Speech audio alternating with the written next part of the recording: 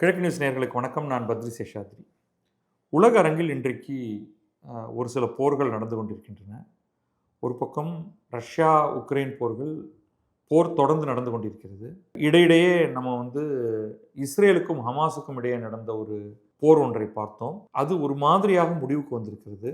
அதைத் தொடர்ந்து அந்த இஸ்ரேல் ஹமாஸ் போர் ஒட்டி இஸ்ரேல் தன்னை சுற்றியிருக்கக்கூடிய பல நாடுகளையும் தாக்கியது. ஹிஸ்புல்லா பயங்கரவாத இயக்கத்தை, லெபனானில் இருக்கக்கூடிய இயக்கத்தை தாக்கியது. சிரியா மீதான ஒரு சிறு தாக்குதல் ஒன்றை நடத்தியது. ஏமனில் இருக்கக்கூடிய ஹவுத்திகள் மீது தாக்குதல் நடத்தியது. ஈரான் மீது தாக்குதல் நடத்தியது. அந்த சமயத்தில் அமெரிக்காவும் இஸ்ரேலோடு சேர்ந்து கொண்டு ஈரானுடைய ஒரு நியூக்ளியர் இடத்த அந்த இடத்துல சுத்திகரிப்பு பண்ணுறாங்க. அவங்க யுரேனியம் சுத்திகரிப்பு பண்ணிக்கிட்டு இருக்காங்க. அந்த இடத்தின் மீது மிக பயங்கரமான ஒரு பாம் ஒன்றை போட்டு அதை தரமட்டமாக்கியது. இப்போ உடனடியாக என்னாச்சுன்னா, ஈரான் தன்னுடைய ஒட்டுமொத்த வான் கட்டுப்பாடு அதை இழந்தது. அந்த சமயத்தில் இஸ்ரேல் தாக்கும் பொழுது அதுக்கு கொஞ்ச நாள்லேயே இஸ்ரேல் தாக்குதலுக்கு பிறகு சில மாதங்கள் கழித்து ஈரான் ஒரு மாதிரியான ஒரு கடினமான நிலைக்கு சென்றது. கடந்த 2 மாதங்களுக்கு முன்னால் அப்படின்னு வச்சுக்கோங்க. அந்த சமயத்தில் என்ன ஆச்சுன்னா, ஈரானில் ப்ரைஸஸ்லாம் ரொம்ப அதிகமாக போக ஆரம்பிச்சிது. ஹை இன்ஃப்ளேஷன் அப்படின்னு சொல்லுவோம். Hyper inflation. இன்ஃப்ளேஷன்னா கொஞ்சமாக நஞ்சமாலாம் இல்லை. இன்றைக்கி நீங்கள் ஒரு பொருளை 100 ரூபா கொடுத்து வாங்குறீங்கன்னா, நாளைக்கு அதே பொருளை 200 ரூபா கொடுத்து வாங்க வேண்டியிருக்கும். இப்போ ஒரு நாளைக்கே அதோடைய விலை 2 மடங்கு ஆகிறது. திருப்பி அதுக்கு அடுத்த நாள் அதுக்கு 400 ரூபா கொடுத்து வாங்கணும் அப்படின்னா நீங்கள் என்ன மாதிரியான ஒரு வாழ்க்கை வாழ்வீங்க? அதனால் மக்கள் கடுமையாக கோபப்பட்டு தெருவுக்கு இப்பொழுது ஆட்சியில் இருக்கக்கூடிய தியோக்ரசின்னு சொல்லுவோம், மதத்தின் அடிப்படையில் ஆட்சி செய்யக்கூடியவர்கள் அனைவரும் உடனடியாக பதவி விலக வேண்டும் அப்படின்னு ஒரு பெரும் போராட்டத்தில் குதித்தாங்க.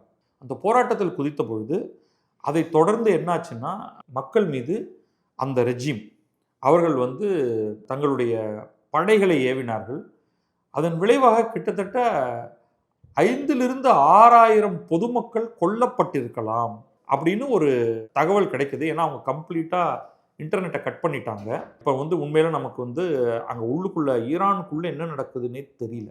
5,000 6,000 அல்லது அதற்கும் மேற்கொண்டும் பொதுமக்கள் ஈரானில் 2 மாதங்களுக்கு முன்னால் கொல்லப்பட்டிருக்கலாம். ஈரானிய கலாச்சாரத்தில் அவங்க ஒரு 40 நாட்கள் துக்கம் அனுஷ்டித்தல் அப்படிங்கிற ஒரு செயல்பாடு ஒன்று இருக்குது. அந்த 40 நாள் துக்கம் அனுஷ்டித்து முடிந்து திரும்ப அங்கே போராட்டம் ஆரம்பிச்சிருக்கு. இது ஒரு பேக்ரவுண்ட் இன்ஃபர்மேஷனாக வச்சுங்க.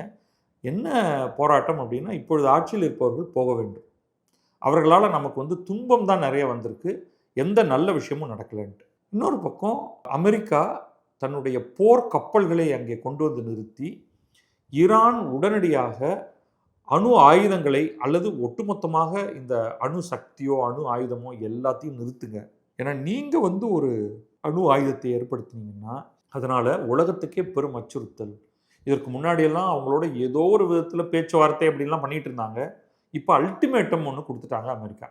உடனடியாக நீங்கள் அணு ஆயுதத்தை நிறுத்தவில்லை என்றால் நாங்கள் உங்கள் மீது குண்டு மழை பொழிவோம், உங்கள் மீது தாக்குதல் தொடுப்போம் அப்படின்னு. இஸ்ரேல் இதற்கிடையில் என்ன பண்ணுதுன்னா, அது போய் அமெரிக்காவை தூண்டி விட்டுட்டே இருக்கு.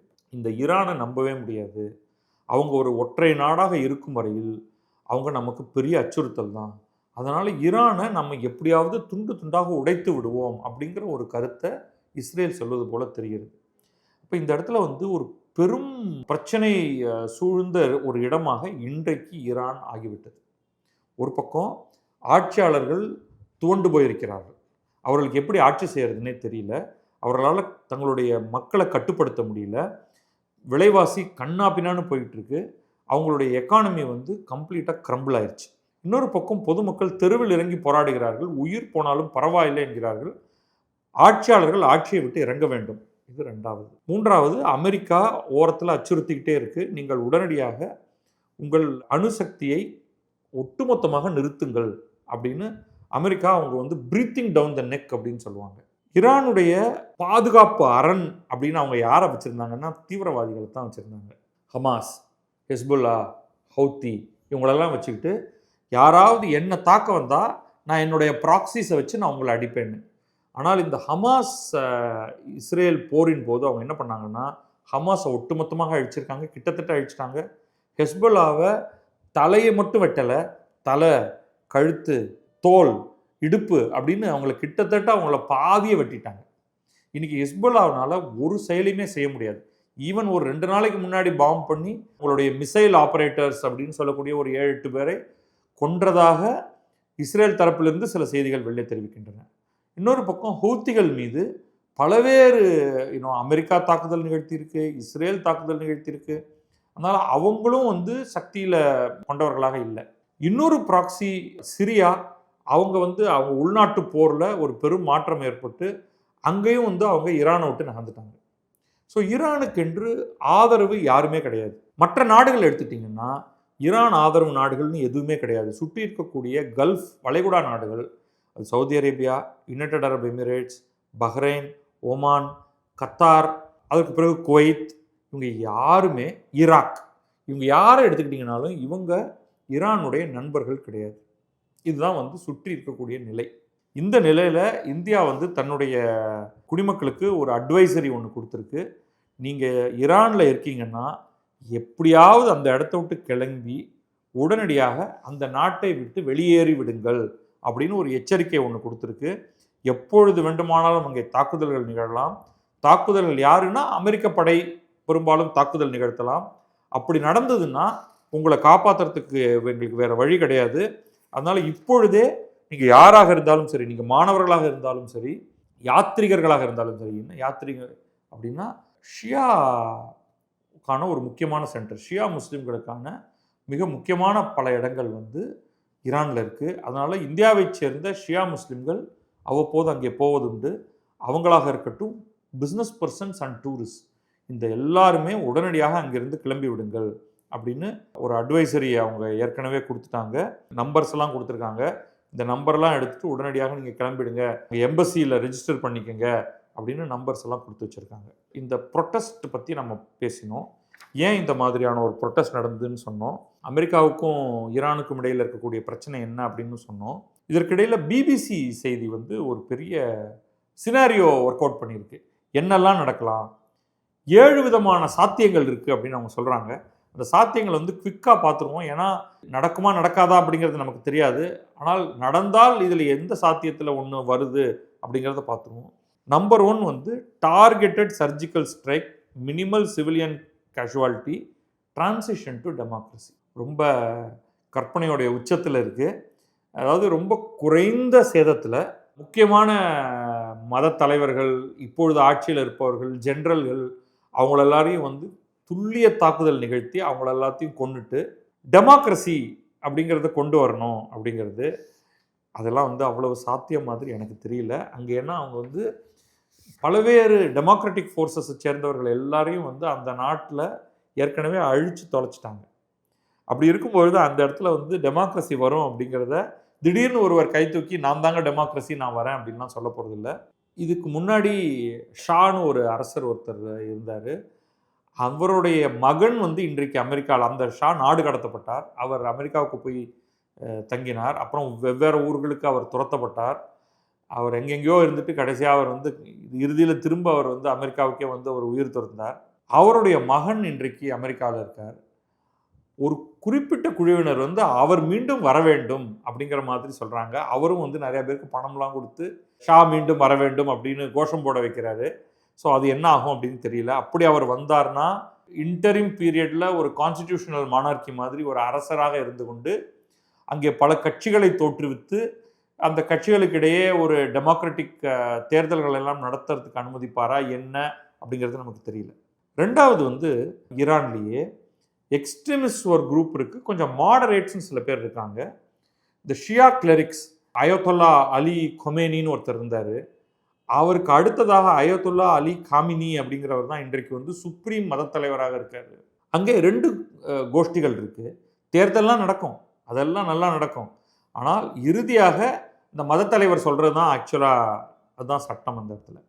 ஸோ அங்கே நிறைய பேர் மாடரேஷன், இது நம்ம ஒரு எக்ஸ்ட்ரீம் ஒரு மதத்தை முன்வைக்கக்கூடிய ஒரு நாடாக இருக்கக்கூடாது. நம்ம ரொம்ப மாடரேட்டாக இருந்து இது ஒரு பெரிய ஒரு டெமோக்ராட்டிக் நாடாக இதை மாற்றி மக்களுடைய இந்த கேப்பபிலிட்டியெல்லாம் வெளியில் கொண்டு மிகப்பெரிய பொருளாதாரமாக நம்ம மாறணும், மக்களோட தரத்தை உயர்த்தணும் அப்படிங்கிற ஒரு விருப்பத்தை அவங்க வந்து தெரிவிக்கிறாங்க. அதுக்கான சில ஆட்கள்லாம் இருக்காங்க. ஆனால் அவர்கள் முன் வருவதில்லை. ஏன்னா அவர்களுக்கு வந்து யாரும் வாக்களிப்பதில்லை. அது ஒருவேளை நடக்கலாம் என்பது 2வது சினாரியோ. சரி, விட்டுருவோம். அடுத்தது 3வது சினாரியோக்கு வருவோம். இது ஒரு பாசிபிள் சினாரியோ பிபிசி சொல்றது. Regime collapses. இப்போ இருக்கிறவங்க எல்லாரும் அடித்து துரத்தப்படுவார்கள். அப்போ என்ன, ஒரு வேக்கம், உடனடியாக ஒரு வெற்றிடம் ஏற்படுகிறது. அந்த வெற்றிடத்தை இராணுவம் கைப்பற்றி அங்கே ஒரு இராணுவ ஆட்சி, யாரோ ஒரு ஜெனரல் ஆட்சி நடத்துவாருன்னு. அது யாருக்கு நல்லது? யாருக்குமே நல்லது கிடையாது. 4வதாக இதுவரை ஈரான் வந்து அடி வாங்குறது தான். 4வதுல ஈரான் வந்து பதில் அடி கொடுப்பது. அப்போ அது என்ன ஆகும்னா பெரும் போராக மாறும். இப்போ ஈரான் எப்போவுமே என்ன சொல்லிட்டு இருக்குன்னா, என்னை யாராவது அடித்தாங்கன்னா நான் இஸ்ரேலை போய் அடிப்பேன் அப்படின்னு. என்னை அமெரிக்கா அடித்தாலும் நான் போய் இஸ்ரேல் மீது குண்டுகளை போடுவேன். என்னை வேற யாராவது தாக்கினாலும் நான் வந்து இஸ்ரேல் அச்சுறுத்துவேன். இஸ்ரேலை மட்டும் இல்லை, சுற்றி இருக்கக்கூடிய அரபு நாடுகள், அவர்களெல்லாம் வந்து சன்னி முஸ்லீம்கள், இவங்க ஷியா முஸ்லீம். நான் வந்து பக்கத்தில் இருக்கக்கூடிய இன்னொரு நாட்டை, நான் சவுதி அரேபியாவை போய் தாக்குவேன் அப்படின்னு வந்து ஈரான் சொன்னிச்சுன்னா, இப்போ சவுதி அரேபியா என்ன பண்ணும், நானும் என் பங்குக்கு 4 குண்டை போடுவேன் அப்படின்னு சொல்லுவாங்க. ஸோ அது இங்கே என்ன நடக்க போகுது அப்படின்னு தெரியல. ஆனால் திஸ் இஸ் ஹைலி லைக்லி. ஏன்னா ஏற்கனவே அவங்க மிரட்டிட்டாங்க, நீங்கள்லாம் கூட்டாக வந்து என்னை தாக்கினீர்கள் என்றால், ஏன்னா அமெரிக்கா தாக்குதுன்னா இஸ்ரேல் அதில் சேர்ந்து கொள்ள விரும்பும். ஏன்னா இன்றைக்கு இஸ்ரேலுக்கு இருக்கக்கூடிய மிகப்பெரிய பயமே ஈரான் மட்டும்தான். பிற நாடுகளுடன், ஈவன் சவுதி அரேபியாவுடன் கூட, துருக்கி, சவுதி அரேபியா, ஜோர்டான், எகிப்து, சிரியா, யுனைடெட் அரப் எமிரேட்ஸ் போன்ற பல முஸ்லிம் நாடுகளுடன் இஸ்ரேலால் ஒப்பந்தங்களை செய்து கொள்ள முடியும். ஒரு நியூட்ரல் பொசிஷனை அவங்களால மேனேஜ் பண்ண முடியும். ஈராக் வந்து ஒரு மாதிரி ஒரு குழப்பமான சூழ்நிலையில் இருக்கக்கூடிய நாடு. பட் அதோட கூட அவங்களால ஒர்க் பண்ண முடியும். அவங்களுடைய மிகப்பெரிய பிரச்சனையே ஈரான் வந்து இது எதையுமே கேட்காத மதவாதம் பிடித்த நாடாக ஆகிவிட்டது அப்படிங்கிறது தான். அப்போ அவங்க என்னன்னா வந்து அதை எப்படியாவது அடித்து துவைச்சு அதை பல துண்டுகளாக உடைத்து எறிந்து விட வேண்டும், அவங்க திரும்ப எழுந்திருக்கவே முடியாதபடி அப்படிங்கிறது தான் வந்து இஸ்ரேலுடைய விருப்பம். அப்போ இஸ்ரேலும் தாக்குதலுக்கு உள்ளாகும், இஸ்ரேல் எதிர்த்தாக்குதல் நிகழ்த்தும். இப்போ அந்த இருக்க கலேபரம் வந்து ரொம்ப பெரிதாகும். இது வந்து இன்னொரு பாசிபிலிட்டி. 5வது, இதுதான் வந்து பலர் பயப்படுறது. ஈரானை ஒட்டி ஈரானுக்கும் ஓமான் நாட்டுக்கும் இடையில ஸ்ட்ரெய்ட் ஆஃப் ஹார்முஸ் அப்படின்னு ஒரு சின்ன ஒரு ஜலசந்தி இருக்கு. இப்போ எப்படி வந்து இந்தியாவுக்கும் இலங்கைக்கும் நடுவில் நம்ம வந்து பாக் ஜலசந்தி அப்படின்னு சொல்கிறோம், பாக் ஸ்ட்ரெய்ட் அப்படின்னு. அந்த பாக் ஸ்ட்ரெய்ட்டுங்கிறது என்னென்னா ரொம்ப சின்ன பகுதி. அதில் வந்து ஒரு கப்பல் போகிறதே பெரிய விஷயம். அதனால தான் அந்த கப்பல் போகிறதுக்கு அளவுக்கு கூட ஆழம் கிடையாது. அதனால தான் கப்பல்லாம் வந்து இந்தியாவுக்கும் இலங்கைக்கும் இடையில் போகாது. அது இந்தியாவிலேருந்து இலங்கையை சுற்றி வந்து தான் போக முடியும். அதிகபட்சமாக அங்கே போட்ஸ் எல்லாம் போகலாம். அவ்வளவு நெருக்கமான, அவ்வளவு ஆழம் குறைந்த பகுதி. ஸ்ட்ரெய்ட் ஆஃப் ஹார்முஸில் கப்பல்கள் போகின்றன. ஆனால் ஈரான் வந்து அதை சோக் பண்ணிட முடியும். அங்கே வந்து கன்னி வெடிகளை கடலுக்கு அடியில் புதைத்து வச்சிச்சுன்னா, அந்த பக்கமாக புதைத்தில் மிதந்துக்கிட்டு இருக்கும், அந்த பக்கமாக எந்த கப்பலுமே போக முடியாது. ஆனால் அந்த வழியாகத்தான் ஒமான் எக்கச்சக்கமான எல்என்ஜி எக்ஸ்போர்ட் பண்ணுது. ஒமான் மட்டுமில்லை, அங்கே கல்ஃப் வளைகுடாவில் இருக்கக்கூடிய பல்வேறு நாடுகளுமே அதன் வழியாகத்தான் oil and oil by products எல்லாத்தையும் அனுப்பிக்கிட்டு இருக்கு. உலக பொருளாதாரம் மிகப்பெரிய அளவுக்கு பாதிக்கப்பட்டுடும். இந்த பிரச்சனை ஒன்று ஓடிட்டு இருக்கு. இது வந்து 5வது பாசிபிலிட்டி. 6வது, ஈரான் போர்க்கப்பல்கள் இருக்கு அப்படின்னு சொன்னேன். அந்த போர்க்கப்பல்களை, அமெரிக்காவுடைய ஒரு போர்க்கப்பல் அங்கே வந்துருச்சு, 2வது போர்க்கப்பல் அங்கே நெருங்கிக்கிட்டு இருக்கு. எனி டைம் இப்போ வந்து சேர்ந்துருக்கலாம், அல்லது இப்போ எந்த நிமிஷம் வேணாலும் அங்கே வரலாம். அதன் மீது பெரும் தாக்குதலை ஈரான் நிகழ்த்தலாம், அது ட்ரோன்ஸ் எல்லாத்தையும் வைத்துக்கொண்டு அப்படின்னு. அது தவிர வந்து மிசைல்ஸ் மூலமாக டார்பிடோஸ் இதெல்லாம் வைத்துட்டு. பட் அது வந்து ஒரு மிகப்பெரிய பிரச்சனையாக நான் பார்க்கல. ஏன்னா தன்னை தற்காத்து கொள்ள அமெரிக்காவிடம் ஏகப்பட்ட ஆயுதங்கள் இருக்குது. அவங்க ஈரானை கண்டு பயந்தாங்கன்னா ஒரு போர்க்கப்பல் இந்த இடத்துல நிறுத்த மாட்டாங்க. ஸோ அதை நான் வந்து ஒரு பெரிய பிரச்சனையாக அது நடக்கும் அப்படின்னு நான் நினைக்கல. அது 6வது சாத்தியம். 7வது சாத்தியம், இது முன்னாடியே சொல்லியிருக்க வேண்டியது, regime collapses replace by chaos. நடுவில் கொஞ்ச நாளைக்கு வந்து ஈராக்லேயே அது நடந்தது. அந்த இடத்துல இப்பொழுது ஆட்சியாளர்கள் வந்து கவிழ்ந்து ஓடி போயிடுவாங்க, எங்கெங்கேயோ போயிடுறாங்க, இறந்து போயிடுறாங்க, கொல்லப்படுறாங்க, ஓடி ஒளிந்து கொள்கிறார்கள். கவுன்சில் ஆஃப் த முல்லாஸ் அவங்கெல்லாம் வந்து தறிகட்டு போயிடுறாங்க. அடுத்து யாருமே நான் இந்த நாட்டை நான் கையில் எடுத்துக்க மாட்டேன் அப்படின்னு சொல்லிட்டு போயிடுறாங்க.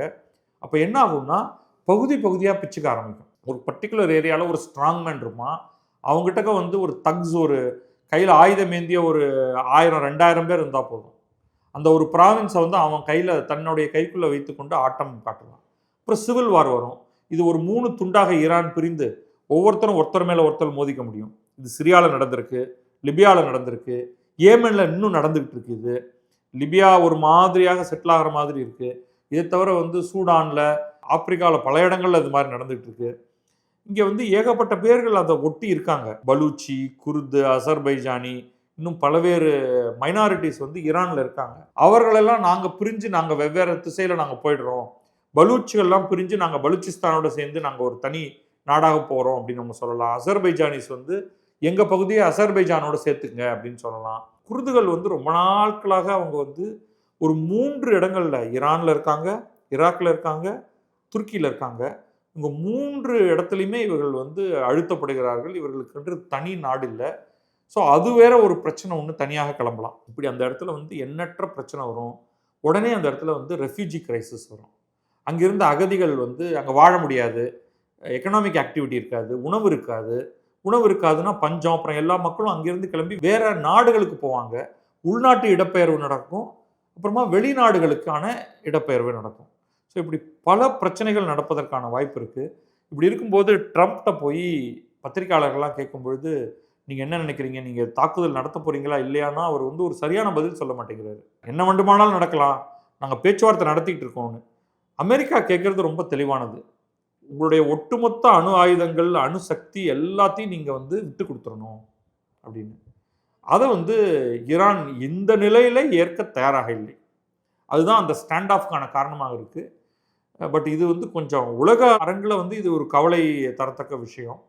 ஏன்னா போர்கள் எல்லாம் எப்போவுமே வந்து டக்குன்னு முடியாது. அதுவும் இது வந்து எண்ணெய் வளம் கொண்ட ஒரு நாடு. இதோட எண்ணெய் வளம் வந்து இன்றைக்கு பயன்படுத்தாமல் இருக்குது பல காரணங்களுக்காக. பட் இந்த பிரச்சனையில் வந்து என்னென்னலாம் அழிவுகள் ஏற்பட போகிறதோன்னு தெரியாது. அமைதியாக போகிறதுக்கு அந்த ஈகோ இடம் கொடுக்கல. அமெரிக்காவும் வந்து ஒரு மிரட்டல் துணியை தான் அங்கே கொண்டு வந்துட்டு இருக்கு. ஈரான் வந்து மிரட்டலுக்கு நாங்கள் அடிபணிய மாட்டோம் அப்படிங்கிற ஒரு எதிர்குரலை காமிச்சுக்கிட்டு இருக்கு. பட் இது கொஞ்சம் கவனமாக இந்தியர்கள் பார்க்க வேண்டியது பல காரணங்களுக்காக. முதல் காரியம், இந்தியர்கள் யாரும் அங்கே இல்லாமல் இருக்கிறது நல்லது. அங்கேருந்து கிளம்பி இந்தியாவுக்கு மீண்டும் வந்துடுறது தான் வந்து சேஃபானது. போர் ஆரம்பித்ததுக்கு பிறகு அவர்களை இங்கே கொண்டு வரதுங்கிறது கஷ்டமான ஒரு செயலாக இருக்கும். பார்க்கலாம் என்ன நடக்கிறது என்று. வணக்கம், நான் பத்ரி சேஷாத்ரி, இது கிழக்கு நியூஸ்.